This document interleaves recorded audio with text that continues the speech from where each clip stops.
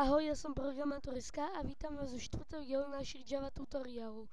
Dneska si preberieme vetvenie, čo znamená, že to porovnáva dve premenné, ktoré majú určitú hodnotu v sebe nahranú. Čiže ja som si tu pripravil dve premenné, čiže ino to premena 1 sa rovná 20, ino to premena 2 sa rovná 15.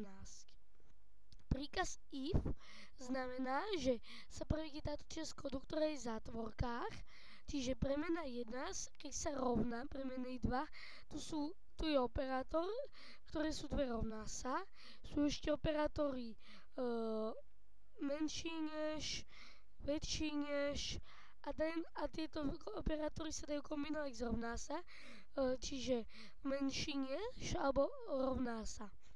Čiže menší než, čiže keď je táto premena 1 je menšia než premena 2, tak sa prevedie táto časť kódu, alebo keď sa rovnajú tie premeny, tak sa prevedie táto časť kódu. Ale keď sa nerovnajú, neprevedie sa nič. Čiže my chceme, aby sa premena 1 rovnala premenej 2, ale to sa nerovná, čiže táto časť kódu zostane zabudnutá. Ale keby sa rovnala, tak sa stane táto časť kódu a napíše to premenné sa rovnajú. Môžeme si to vyskúšať. Tak. Aniž nám to nevypísalo. Ale keď toto zmením na treba z 20, tak a dám toto, tak už nám to niečo napíše. Premenné sa rovnajú. A cieľom tohto je si prejsť príkaz else. Takže keď sa tie premenné nerovnajú, tak napíšeme príkaz else a tu dáme už túto zátvorku a dáme enter. A teraz sa nám vytvorí časť kódu.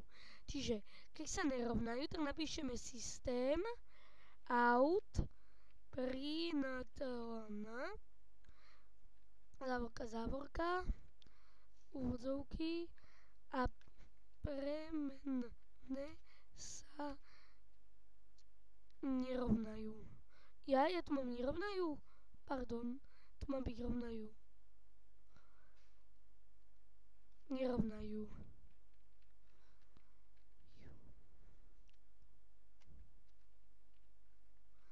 Tak.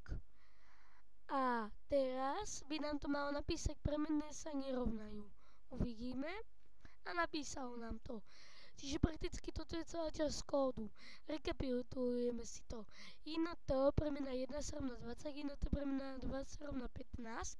My chceme, aby príkaz if, aby sa premena 1 a premena 2 rovnali, ale nerovnajú sa. Keď by sa rovnali, tak sa prevedie táto časť kódu, táto.